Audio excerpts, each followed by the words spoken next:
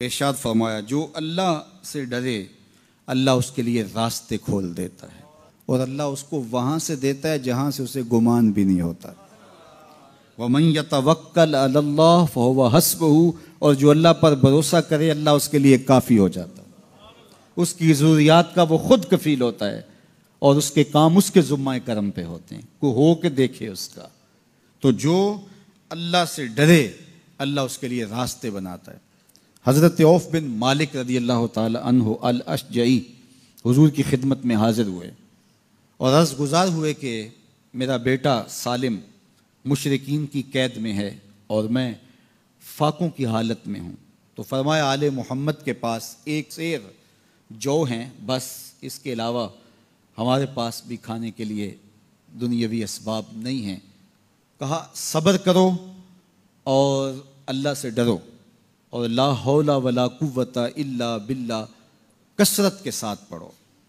ये ऐसा वजीफ़ा है, एक हदीस पाक में आता है कि ये 99 बीमारियों का इलाज है।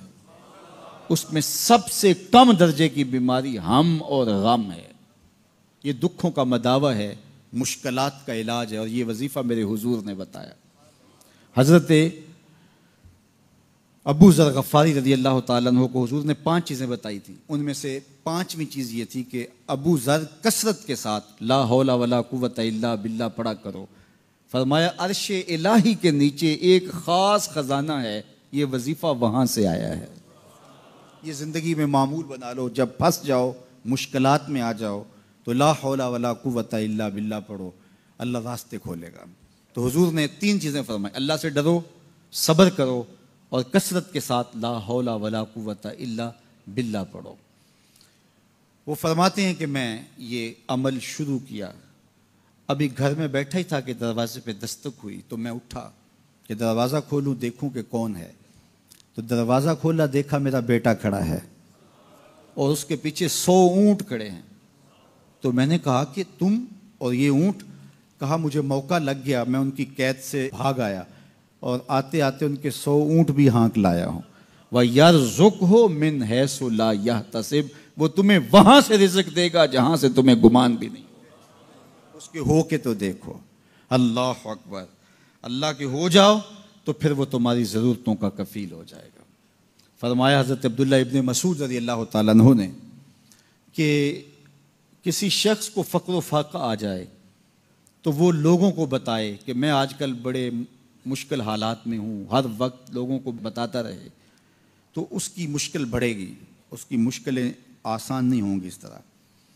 और अगर वो अपनी उस मुश्किल को किसी से शेयर ना करे बल्कि मुसल्ला बिछा के अपने रब से कहे कि मालिक फ़क्र व फाक़ा आ गया है और इसका इलाज तेरे पास है, इस मर्ज़ का मदावा तेरे पास है।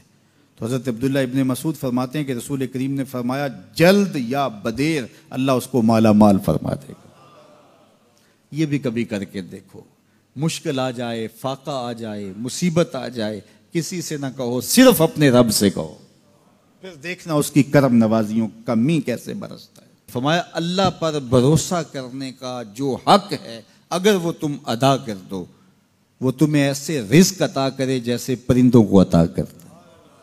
हम तो दुकान पे जाना होता है, फैक्ट्री में जाना होता है, हम अपने कारोबार पे जाना होता है, नौकरी पे जाना होता है, मजदूरी पे जाना होता है, हमें पता है कहाँ आज सुबह जाना है, लेकिन परिंदों को कोई पता नहीं होता कहाँ जाना है। रासुल माल भी नहीं होता, लेकिन सुबह निकलते हैं, शाम को कभी भी खाली पेट नहीं आए।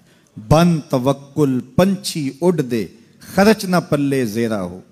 घर से खाली पेट निकलते हैं, जब वापस आते हैं तो पेट भरे हुए होते हैं और फिर जो उनकी ज़रूरत होती है अल्लाह वो सारी ज़रूरतें पूरी करता है, जो जो ज़रूरत उनकी होती है।